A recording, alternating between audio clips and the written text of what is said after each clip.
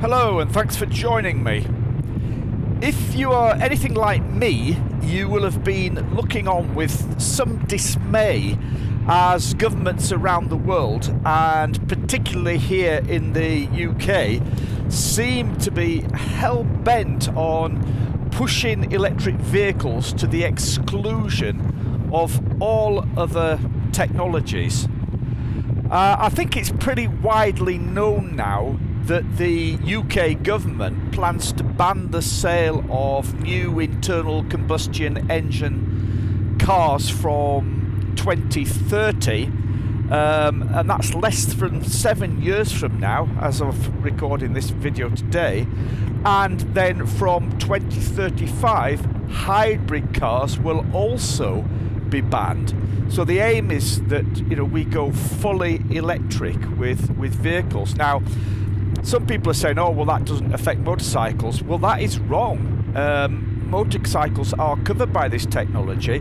So mopeds, motorcycles under 125cc, the sale of new internal combustion engine small motorcycles will be banned from 2030, which I say is less than 7 years from now. And then all other motorcycles, all sizes, will be banned from 2035.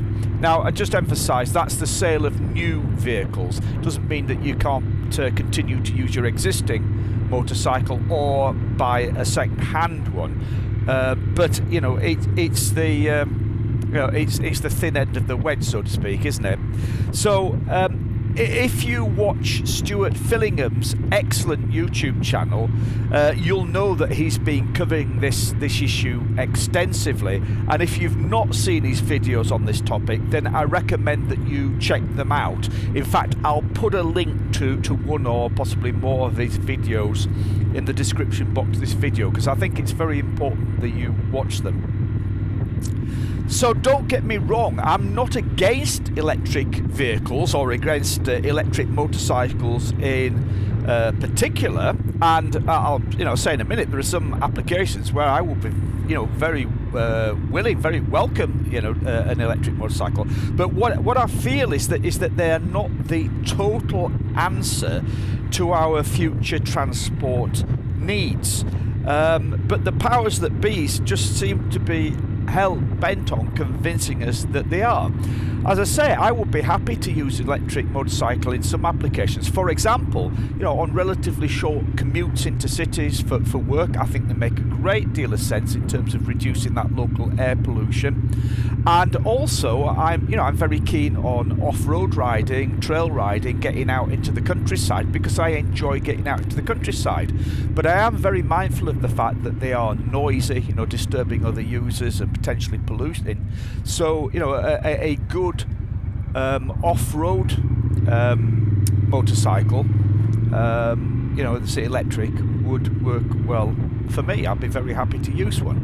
But my main pleasure in motorcycling is long distance touring, and despite the efforts of some parties to convince us otherwise, with propaganda and things like Charlie and Ewan's Long Way Up, where they rode the electric Harley Davidsons, I think everybody is convinced that they are not the solution for long distance travelling. And in fact, I think it's interesting to see that there is a growing resistance from many different quarters now to this 100% electric vehicle agenda. As I say, that's coming from many different sources. I think there's growing evidence that they are not as environmentally friendly as some people would have us believe, particularly when you look at the entire supply chain and you look at the entire life cycle of electric vehicles, particularly in terms of extracting the minerals needed for the batteries and how the electric is produced to power these vehicles. I think there's a number of issues around them. And I've been doing a little bit of research into other technological developments, because there have to be other answers, not just electric. Because obviously there are some situations where electric just will not work. It's just not viable, like heavy trucks, aeroplanes, things like that. And I am pleased to say that I think that the future of the internal combustion engine is looking brighter. It's definitely looking brighter, but it may be in a very different form to that which we know now and that which we're familiar with. I've just been looking at a very interesting website of a company called Liquid Piston, and I'll put a link to their website in the video description box for this video.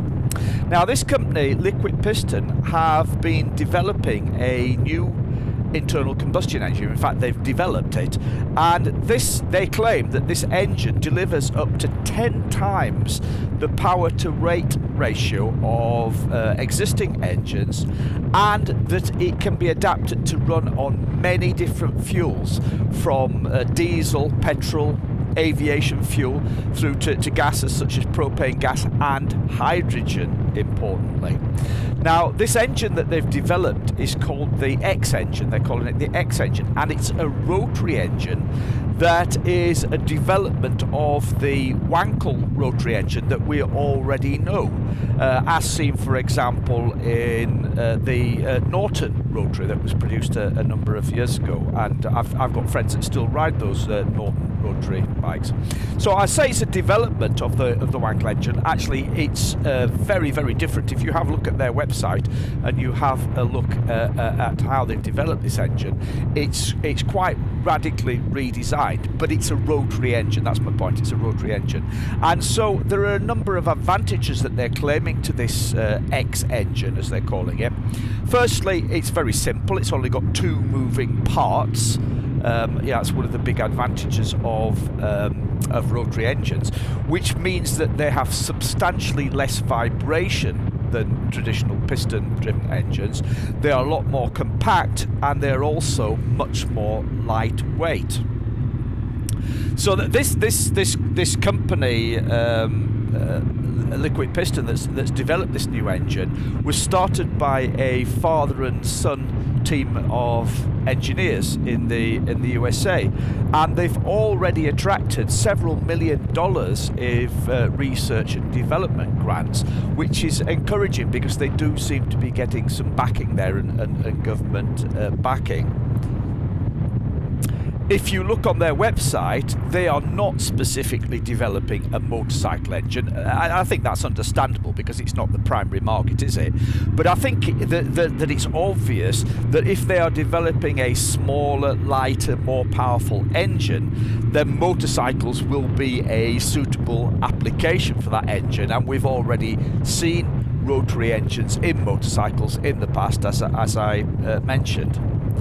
So I will be following the work of this company very closely over the coming months and years, because it seems to me that this is the kind of flexibility that we need for our future transport needs, and these are the kind of options that we need to be exploring and putting research and development money into. So yeah, I'm sure we're going to hear more about this company and this kind of engine in the future. So as I say, looking bright. Thanks for listening. Ride safe. See you again soon. Bye.